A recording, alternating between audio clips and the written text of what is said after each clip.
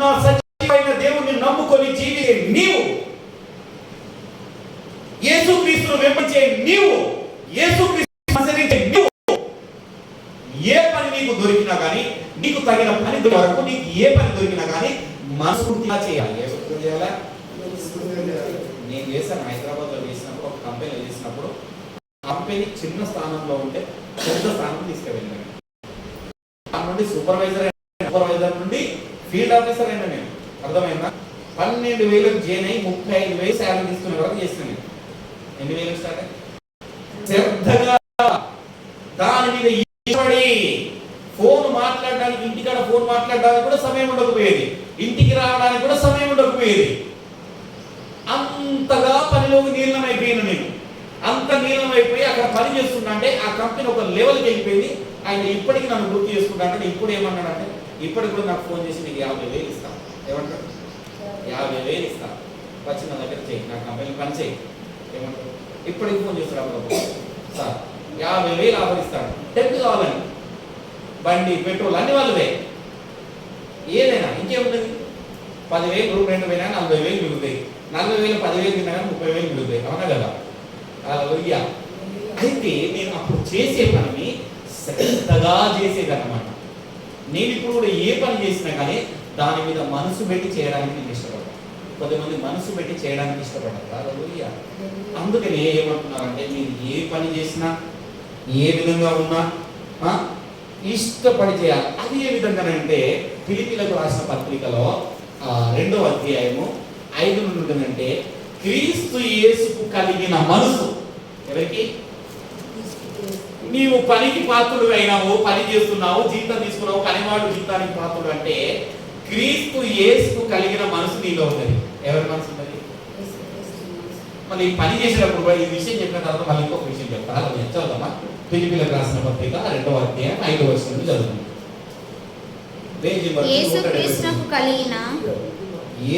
క్రీస్తుకు కలిగిన ఈ మనస్సు మీరును కలిగి ఉండుడి. ఈ మనసును మీరును కలిగి ఉండుడి. ఆయన దేవుని స్వరూపము కలిగిన వాడై ఉండి దేవునితో సమానముగా ఉండుట విడిచిపెట్టకూడదని భాగ్యమని ఎంచుకొనలేదు గాని మనుషుల పోలికల పుట్టి దాసుని స్వరూపం ధరించుకొని తన్ను తానే రిక్తునిగా చేసుకొనెను. తనను తాను తగ్గించుకొని వచ్చాడు. ఏంటంట? ఆయన దేవుడై ఉన్నాడు. దేవుడై ఉండి కూడా మనుషుని పోలికలుగా తనను తాను తగ్గించుకొని, ఎంతగా తగ్గించుకున్నాడంటే ఆయన ఒక వడ్రంగి పని చేసి అంతగా తగ్గించుకున్నాడు. అర్థమైందా? ఎంతగా తగ్గించుకున్నాడు? పని చేసి బ్రతికే అంతగా తగ్గించుకున్నాడు. మళ్ళీ ఎప్పుడు మామూలుగా కాదు, 12 సంవత్సరాల నుండి 30 సంవత్సరాల వరకు పనే చేస్తున్నాడు. తల్లిదండ్రుల దగ్గరనే ఉన్నాడు. ఇక వేరే కాడ ఎక్కడ లేదుగా. అర్థమైందా? అర్థమవుతుందా అని చెప్పేది? అర్థమవుతుందా? అర్థమవుతుందా? అలా నేను బోర్ కొట్టినట్టు అనిపిస్తుంది. ఏమన్నా అర్థమైందా? నేను సుధాగా మీకు బోర్ కొడుతుందా? మరి ఎందుకు కళ్ళు మూసుకొని ప్రార్థన చేస్తుందా? అలా కళ్ళు మూసుకొని ప్రార్థన చేయకండి. ప్రభాకరణ, నువ్వు కూడా కళ్ళు మూసుకొని ప్రార్థన చేయండి నా గురించి. అర్థమైందా? గుర్తుపెట్టుకోండి, కళ్ళు తెరిచే ప్రార్థన చేయండి నా గురించి. మీరిద్దరు మంచిగా ఇద్దరు కళ్ళు మూసుకొని ప్రార్థన చేస్తున్నారు. అలా అయితే గుర్తుపెట్టుకోండి, ఏ పని చేసినా ఆయన చేస్తున్నాడు. ఆయన దేవుడై నామనుడు, ఆయన దేవుని స్వరూపమై ఉండి తనను తాను తగ్గించుకొని మానవుని రూపకారంగా వచ్చి ఈ పనే నేను ఎందుకు చేయాలనుకోకుండా ఆ ఇంటిలో పుట్టాడు కనుక ఆ పనినే పూనుకొని ఆ పనితోనే కంటిన్యూ అయ్యాడు. హల్లెలూయా! ఎంతగా తగ్గించుకొని పోయాడు, అంతగా తగ్గించుకొని పోయాడు. పని చేసేటప్పుడు కొంతమంది కోపం వచ్చేస్తుంది. అర్థమైందా? నాకు కోపం వచ్చిందనుకో నేనేం చేస్తాను కదా, రక్తం చేయమంటారు. ఓకే, నాకు కోపం వచ్చినప్పుడల్లా అనేది నువ్వు ఇంటికాడ కూడా పని చేస్తున్నా అంటే మాటలు నేను ఇష్టానుసారంగా మాట్లాడాను. మాట్లాడింది కోపం వచ్చినప్పుడు దేవుణ్ణి గణపరచాలి. ఏలియాలాగా ఇష్టం వచ్చినట్టు మాట్లాడదు. హల్లెలూయా! ఎవరిలాగా? ఏలియాలాగా మాట్లాడదు. ఎందుకంటే ఆ మాట కూడా ఉంది, చూపిస్తాను. హెబ్రీయులకు రాసిన పత్రిక తీయండి 12:13. మీకు ఈ మాట కూడా చూపిస్తాను. ఈ మాట కూడా చూపిస్తే మీరు ఒకసారి పని గురించి హెబ్రీయులకు రాసిన పత్రిక 12వ అధ్యాయం 3వ వచనం. త్వరగా. మీరు అలసట పడకయు మీ ప్రాణములు విసుకకయు ఉండునట్లు పాపాత్ములను తనకు వ్యతిరేకముగా చేసిన తిరస్కారం అంతయు ఓర్చుకొనిన ఆయనను తలంచుకొనుడి. ఏంటంట, బాగా చేస్తున్నాము, అలసిపోతాము, బాధ ఉంటుంది. ఇంత పని చేసిన తర్వాత కూడా ఎవరికైనా వివరణ మాట్లాడినా కానీ, ఏదైనా ఫోన్ వచ్చినా, ఏదైనా విషయం వచ్చినా కానీ కోపం బాగా వచ్చేస్తుంది. ఏమవుతుంది? బాగా కష్టపడ్డ కోపం వస్తుంది కదా. కానీ ఇక్కడ ఏమని చెప్తున్నాడు? ఆయన అంటే యేసును, ఎవరిని? యేసు తలంచుకొనుడి. విసుగు వచ్చినప్పుడు, నీకు బాధ కలిగినప్పుడు, నీకు ఒళ్ళు వచ్చినప్పుడు, లేకపోతే నిన్ను ఎవరైనా విసిగించినప్పుడు, నీ కొడుకో, నీ కుమారుడో, నీ భార్యో, నీ భర్తో ఎవరో నిన్ను విసిగించినప్పుడు, నీవు ఆయనను తలుసుకొనుడి. ఏమని తలుసుకోవాలి? క్రీస్తు యేసుకు కలిగిన మనసు. ఇప్పుడు చదివాం కదా ఫిలిప్పీయులకు, ఎవరి మనసు అట? క్రీస్తు యేసుకు కలిగిన మనసు. ఆయనను ఎంతగా బాధ పెట్టినా కానీ ఆయన ఒక్క మాట అనలేదు. ఆయన 30 ఏళ్ళ వరకు తల్లిదండ్రుల దగ్గర ఉన్నా, నజరేతు ఊర్లో ఉన్నా కానీ మనుషుల దయాన్నే వర్తిల్లుతూ వచ్చినాడు కానీ మనుషులను ఒక్క మాట అనలేదు. హల్లెలూయా. ఆయన ఎంత పని చేసినా కానీ ఆయన ఒక్క మాట అనలేదు. ఆ మాట అనకుండా ఉండడానికి కనుక ఏంటంటే మనుషుల దయలో వర్తిల్లడం. హల్లెలూయా. ఏమనడం? మనుషుల దయలో వర్తిల్లడం అంటే ఒక మనిషిని విసిగించడం కాదు. ఆ విసిగించకుండా వారు ఎంత చెప్పినా కానీ దాన్ని నీవు మర్చిపోతూ దేవుణ్ణి స్తుతించడం. హల్లెలూయా. ఉన్నదా లేదా? నేను చెప్తున్నాను, నా మాట చెప్తున్నాను. బైబిల్ ఉందా? నా మాట చెప్తున్నాను నేను. అవునా? కనుక అందుకనే యేసు క్రీస్తు వారు భూమి మీదకి వచ్చి మానవులమైన మనము, ఎవరము? తన కుమారుడమైన పిల్లలమైన మనము ఏ విధంగా జీవించాలన్నది ఆయన జీవించి చూపించినది. అర్థమైందా? రైట్. హల్లెలూయా. ఎట్లా జీవించాలా? 80 ఏళ్ళ వరకు పని చేయాలని జీవించాలని చూపించాడు. హల్లెలూయా. స్తోత్రం. హల్లెలూయా. హల్లెలూయా. ఎందుకు చూపించాడంటే మనము యేసుక్రీస్తు వారికి దాసులం. ఎవరు? ఒక్క మాట చెప్పి నేను ముగించడానికి నేను ఇష్టపడతాను. హల్లెలూయా. కొంతమందికి పాత నిబంధనలు అయితే చాలా కఠినమైన మాటలు ఉంటాయి తెలుసా. పాత నిబంధన తీసుకున్నాను అనుకో, సామెతలు 6:6 తీసుకున్నాం అనుకో, ఏమంటది? ఏ సోమరి పోతా చీమలను చూసి నేర్చుకో. ఎవరి చూసి నేర్చుకోవాలా? ఎవరి చీమలను చూసి ఎందుకు నేర్చుకోవాలా?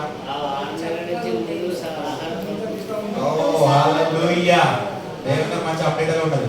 6 నెలల ముందే అది ఆహారాన్ని సమకూర్చుకుంటది. మళ్ళీ కూడా ఏంటంటే క్రమము తప్పకుండా పోతే ఏమంటే క్రమము తప్పకుండా పోతే. అదే 14:23 ఒక వచనం ఉంటుంది సామెతలో. 14:23 అంటే ఒకసారి వెళ్దాం, ఏదో క్వశ్చన్ వెళ్దాం. 14:23 పని చేస్తే లాభం. ఏం చేస్తే లాభమా నష్టమా? లాభమేనా? నీకు లాభం కలిగిందా నష్టం కలిగిందా? హల్లెలూయా. చదవండి. ఏ కష్టము చేసినను లాభమే కలుగును. ఏమంట? ఏం కలుగుతుందంట? ఆ పని ఈ పని అని కాదయ్యా, ఏ కష్టం చేసినా లాభమే కలుగుతుందా? వట్టి మాటలు లేమికుడి. వట్టి మాటలు చెప్పేటోళ్ళు పని నాలాగా. అర్థమైందా? చెప్పేటోళ్ళు ఇక వేరే వాళ్ళకి చెప్తే తీసుకుంటారేమో, నాన్న నిండే చెప్పుకుంటారు. హల్లెలూయా. చెప్పు, చదువు. జ్ఞానుల ఐశ్వర్యము వారికి భూషణము. హల్లెలూయా. వట్టి మాటలు పలికేటోళ్ళట. ఈ జ్ఞానమైన మాటలు, ఈ దేవునికి సంబంధించిన ఈ మాటలు వాళ్ళకు దూషణంగా కనబడుతుంటాయి. ఏమంటే దూషణంగా ఏర్పడడం అంటే, ఏ సాధ్య నాకు చెప్పినావు నాకు తెలియదా? పని చేసుకుంటే పైసలు వస్తాయని నాకు తెలియదా? పని చేసుకోవాలని నాకు తెలియదా? పని చేసుకుంటే నేను మంచుకుంటానని నీకు తెలియదా అన్నా? మాటలు ఏంటంటే వాళ్ళకు దూషణంగా అనిపిస్తా ఉంటాయి. వినరా? నీ శ్రద్ధగా చేయాలి, ఏ పని చేసినా శ్రద్ధగా చేయాలని బైబుల్ ఉన్నదయా, శ్రద్ధగా చేయాలని చెప్తే వింటారా? అమ్మ తెలియదా శ్రద్ధ చేయాలని? అట్లాగా చేయాలి పని ఎట్లా చేయాలని చెప్పుతూ ఉంటుంది కొంతమంది. ఆ చెప్పి చేసేది ఉండదు, ఏం లేదు కానీ ఇట్లా చేయాలి అట్లా చేయాలని చెప్పుతూ ఉంటారు. నాలుగు సూపర్వైజర్ చేస్తున్నారు అనమాట. నాలుగు ఏమంటే నాన్నగా సూపర్వైజర్ నేను ఉన్నప్పుడు నాకు ఇంకా 10-20 మంది ఉండేది కదా. ఉన్నప్పుడు ఈ పని తయారవై ఇదేనా చేసేది మాటలు. ఎందుకంటే నాకు కొంచెం ఐఎల్ పొజిషన్ ఉండేది కదా, ఎవరినైనా నేను పేరు పెట్టి పిలిచేది అనమాట. అది ఇంకా పోతలేదు, నా స్వభావం ఇంకా పోతలేదు. అప్పుడప్పుడు పేరు పెట్టి పిలుచుకుంటా అందరినీ. ఎందుకంటే కొంచెం ఎక్కువ శాలరీ తీసుకునేటోళ్ళు అందరేమో 10,000, 8,000, 10,000 తీసుకునేటోళ్ళు, అని 35,000 తీసుకుంటోళ్ళు. కొంచెం మంచి అందరు సార్ కొమ్ములు వచ్చేది నాకు. ఏమొచ్చేది ఇంత కొమ్ములు వచ్చాయి, అజయ్ ఇజయ్ పేరు పెట్టారు ఏమన్నా అట్లా. ఇలాంటి స్వభావం కలిగిన వాళ్ళు ఉండరా? ఇలాంటి స్వభావం కలిగిన వాళ్ళు కూడా ఉంటారు అన్నమాట. కానీ క్రీస్తు యేసు కలిగిన మనసు కలిగిన వారు తక్కువ ఉంటారు. ఎవరు ఉంటారు? తక్కువ ఉంటారు. అందుకనే కదా ఆయన ఒక మాట అడిగాడు, ఒక మాట అడిగిందో, నువ్వు అక్కడనే ఉండాలి, పని చేయకూడదు అని చెప్పిండు. ఏం చెప్పాడు? నేను పని చేయాలట, అక్కడనే ఉండాలి. అప్పుడు ఉన్నప్పుడు ఇక్కడ ఉండాలన్న విషయం వాస్తవమే, కానీ అది వేరే పెద్ద సబ్జెక్ట్ అవుతుంది. కానీ ఇప్పుడు క్రీస్తు యేసు కలిగిన మనసు నాలో ఉన్నది కాబట్టి నేను పని చేస్తాను. అర్థమైందా? కొంతకాలం పని చేయాలి, టైం వచ్చింది. 30 సంవత్సరాలకు యేసు క్రీస్తు వారు పనిచేశాడు. దాని తర్వాత పని వదిలేసి మళ్ళీ ఆయన సేవ చేశాడు. నేను కూడా కొంతకాలం పని చేయవలసి వచ్చిన సమయం ఉన్నది కనుక పని చేస్తాను. ఓకే, నాకు మీదప్పుడు మళ్ళీ దాని గురించి ఇంకో పెద్ద సబ్జెక్ట్ చెప్తాను. హల్లెలూయా, హల్లెలూయా. అయితే నీవు ఎందుకు పని చేయాలి అంటే, కొలస్సీలకు రాసిన పత్రిక 3వ అధ్యాయము 23 నుండి చదువుతున్నాం. ఒకసారి లాస్ట్ చెప్తా, 5 నిమిషాలలో ముగిస్తా. 5 నిమిషాల్లో 5 minutes టైం చూసుకోండి. 8 నిమిషాలు, 5 నిమిషాలు ఎగ్జాక్ట్ 5 నిమిషాలకు 12 అవుతుంది. 5 నిమిషాలకు 12 గంటలకు ఎగ్జాక్ట్ ముగిస్తా. 12-10 నిమిషాలకు మీరు బయటకు వస్తుంది. ఓకేనా? హల్లెలూయా, హల్లెలూయా, హల్లెలూయా. చదవండి. కొలస్సీలకు రాసిన పత్రిక 3వ అధ్యాయము 23 నుండి చదువుతున్నాం. ప్రభు వలన స్వాస్థ్యమును ప్రతిఫలముగా పొందుమని ఎరుగుదురు గనుక. ఎవరి వల్ల పొందుతామన్నా? ప్రభు అనగా ఎవరు? క్రీస్తు దాసుని మన శరీరం పోలిక ఉంటే ప్రతిఫలం పొందుతాము. చదువు. మీరు ఏమి చేసినను అని మనుషుల నిమిత్తమే కాక. ఎవరి నిమిత్తం కాక? మనుషుల నిమిత్తమే కాక. అంటే మీరు పని చేసేది నా నిమిత్తం కాక, నే నిమిత్తం కాక, ఇంకా ప్రభు నిమిత్తమని మనస్ఫూర్తిగా చేయుడి. మీరు ప్రభువైన చాలు ఏంటంట? ప్రభు నిమిత్తం అంటే ఏ పని చేసిన ఎవరి నిమిత్తం అట? ప్రభు నిమిత్తం. మరి ఏదైనా ఇది ఇక్కడ ఏదో అంత వెరైటీగా ఉంటుంది, గుర్తుపెట్టుకో. ఏమున్నది? కష్టం చేసేది నువ్వు, మరి చేసే పని ప్రభు నిమిత్తం అనడం ఏంటి? అర్థమైందా? అర్థం కాలేదు. అందుకని ఆదికాండం 2వ అధ్యాయం 15వ వచనం చెప్పారు. పాపము చెయ్యక ముందు నరుడు ఏం చెప్పినా? పాపము చెయ్యక ముందు నరుడు ఏం చేశాడు? ఏదో తోటను సిద్ధపరచడానికి, పని చేయడానికి. ఎవరి గురించి పని చేయాలి? ఎప్పుడైనా ఎవరైతే ఆ నరుడిని సృష్టించాడో దేవుడు, ఆ దేవుడి గురించి ఆ తోటను సిద్ధపరచాలి. అర్థమవుతుందా? ఈరోజు పాపము చేసిన తర్వాత కూడా ఆయన ఆదాము హవ్వ తర్వాత ఇద్దరు కలిసి పాపం చేసినప్పుడు కూడా అదే రోజు చెమట వచ్చమని చెప్పాడు. ఆ చెమట వచ్చడము, అంతకుముందు చెమట వచ్చడము, ఇవన్నీ ఎవరి నిమిత్తము? ప్రభు నిమిత్తము. ఇక్కడ అపోస్తుడైన పౌలు స్పష్టంగా రాస్తున్నాడు కొలస్సీల పత్రికలో, నా నిమిత్తం కాదు, నీ నిమిత్తం కాదయ్యా, ప్రభు నిమిత్తము, యేసుక్రీస్తు వారి నిమిత్తము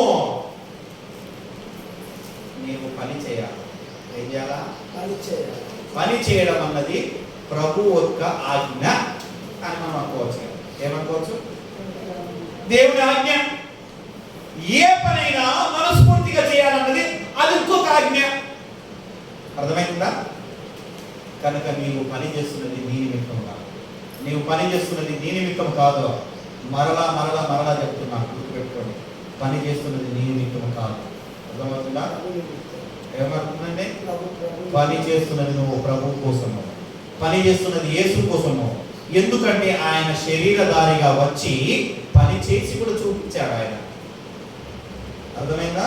పేతురు రాసిన మొదటి పత్రిక 4వ అధ్యాయం 1వ వచనంలో అదే మాట చెప్తున్నాడు. అందుకని అపోస్తలుడైన పౌలు మరలా మరలా గుర్తు చేస్తున్నాడు, క్రీస్తు శరీర శరీరమందు శ్రమపడెను గనుక శరీరమందు శ్రమపడెను గనుక మీరును అట్టి నీవు ఇప్పుడు మనస్సును శరీరమందు ఉన్నావు గనుక నీవు శ్రమపడినవు గనుక అది ప్రభువు నిమిత్తము కొలసీలలో. హల్లెలూయా. ఆ ప్రభువు వారు ఏ విధంగానైతే శ్రమపడారో నీవు ఆ విధంగానే శ్రమపడుతున్నావు గనుక నీ నిమిత్తము కాదు ఆయన నిమిత్తమై ఉన్నది. ఆయన నిమిత్తము నువ్వు శ్రమపడుతున్నావు కనుక నీ కడుపు నిండుతుంది. హల్లెలూయా. నీ కడుపు నిండడం కాదు. హల్లెలూయా. అర్థమైందా? ఆయన నియమించిన పని చేస్తున్నావు కనుక నీ కడుపు నిండుతుంది. That's all. ఇప్పుడు చెప్పండి, పని చేయాలన్నా వద్దా? ఎట్లా చేయాలా? ఏ పని ఎట్లా చేయాలా? మనస్ఫూర్తిగా ఏ పని అయినా చేసి దేవునికి మహిమకరంగా ఉండాలి. ఎవరికి మహిమకరంగా ఉండాలి? యేసు క్రీస్తు వారికి మహిమకరంగా ఉండాలి. ఎందుకంటే క్రీస్తు వారు ఏ పని చేసినా కానీ ఏం చెప్పినాడంటే మనస్ఫూర్తిగా చేయమని చెప్పాడు, ఆయన మహిమకరంగా చేయమని చెప్పాడు. ఆ పని చేసేటప్పుడు మనుషుల దయ కూడా పొందుకోవాలి. యేసు క్రీస్తు వారు చెప్పారు కదా, లూకాసు వార్త 2వ అధ్యాయం 52వ వచనం చెప్పాను కదా, మనుషుల దయను వర్ధిల్లిండు, దేవుని దయను వర్ధిల్లిండు. దేవునికి ఇవ్వాల్సింది దేవుని దయను వర్ధిల్లడం అంటే దేవునికి ఇవ్వాల్సింది. మళ్ళీ ఆ విషయం సబ్జెక్ట్ వేరే అని చెప్పట్లేదు. మళ్ళీ తర్వాత మా అయ్యగారు తీసుకొచ్చి మళ్ళీ శ్రమపడి మాకేమని చెప్తున్నారు నాకు నేను చెప్పిన ముందుగా ఏం చెప్తున్నా, అందుకని ముందు ఏం చెప్తున్నా, పని చేయాలి. పని చేసినప్పుడు అక్కడ మనుషుల దయను వర్ధిల్లాలి, రెండోది దేవుని దయను వర్ధిల్లాలి, తర్వాత నీ ఊళ్ళో వర్ధిల్లాలి. హల్లెలూయా. ఏం చెప్పిన మనుషుల దయను వర్ధిల్లాలి, దేవుని దయను వర్ధిల్లాలి. జ్ఞానం అనుకో, జ్ఞానం ఉన్నవాడు ఏంటంటే ఇల్లు కట్టుకుంటాడు, జ్ఞానవంతురాలు ఇల్లు కట్టుకుంటారు అని సామెతలు ఉంటుంది. అర్థమైన ఊరుకులు కూర్చేస్తుంటారు. జ్ఞానం ఉందంటే మన ఊర్లో మనం దాన్ని బాగుపడుతుంది. అందుకని ఊర్లో వర్తిల్లాలని చెప్పి ఏం చెప్పినా ఊర్లో మూడోది ఊర్లో గట్టిగా పడతారు. అదేనండి ఊర్లో. హల్లెలూయా. ఈ కార్యం మీరు ఏం చేయాలా? మనుషుల దయను, దేవుని దయను, ఊరు దయను వర్తిల్లాలి. హల్లెలూయా. హల్లెలూయా. కనుక గుర్తుపెట్టుకోండి, మనం ఏది చేసినా కానీ ఆయన గురించి చేయాలి. ఎవరి గురించి చేయాలా? చేసినప్పుడు నీలో శ్రమ అలసట కలిగినప్పుడు నీవు ఆయనను స్తుతించాలి. ఏం చేద్దాం? ఎబ్రీలకు రాసిన పత్రికలో ఏమన్నది? ఆయన స్తుతించమని ఉందా లేదా? ఆయనను స్తుతించాలి. నీలో కోపం వచ్చినా, నీలో ఆవేశం వచ్చినా, నీలో పని ఎక్కువ అయినా కానీ నీవు ఆ పనిని, ఆ చేసిన దాన్ని ఇతరుల మీద చూపించకుండా నీవు ఆయనను స్తుతించాలి. ఎందుకంటే నీవు చేస్తున్నది ఆయన మహిమార్థమై ఉండాలి. హల్లెలూయా. నువ్వు క్రైస్తవుడిగా పని చేస్తున్నావు అంటే ఆయన మహిమార్థమై ఉండాలి. ఒక క్రైస్తవులాట యేసుక్రీస్తు నమ్ముకున్న వారు ఎంత పని అయినా చేస్తారు, ఎంత అయినా విసుకగా చేస్తుంటారు కనుక నేను వారినే పిలుస్తా. హల్లెలూయా. ఎవరు పిలుస్తా? వారినే పిలుస్తా. వేరే పిలువ. అందరు కదా వచ్చి చేసిపోయినట్టుగా వదిలేసిపోయినట్టుగా ఉండకూడదు. హల్లెలూయా. ఏమంటా? ఒక గంట ఎక్కువ అయినా కానీ చేసిపోతా, ఒక గంట తక్కువ అయినా కానీ చేసి వెళ్తా, కానీ పూర్తిగా చేసి వెళ్తా. మీద చేసి వెళ్ళరు. మీద చేసేసినట్టు వాడేం పని చెప్తుండే, వాడు చర్చిపోతున్నట్ట, వాడికి ఎట్లాంటి ఇంటికి ఎట్లాంటి ఎవడు ఎట్లాంటి మనకి అవునా కదా? అప్పుడు ఏమవుతుంది? ఊర్లో చెడ్డ పేరు వస్తుంది, మనుషుల దయాన్ని వర్ధిల్లట్లేదు. నువ్వు దేవుని దయాన్ని ఎక్కడ వర్ధిస్తావు? ముందుగానే మనుషుల చూసుకుంటా. అవునా కదా? నీవు మనస్ఫూర్తిగా నువ్వు పని చేసినప్పుడే నీవు మనుషుల దయను, దేవుని దయను వర్ధిస్తావు కనుక నువ్వు ఏ పని చేసినానో మనస్ఫూర్తిగా పని చేయాల్సిందిగా దేవుని పేరట నేను కోరుతూ ముగిస్తున్నాను. హల్లెలూయా. హల్లెలూయా. దూతలు చేయని సేవ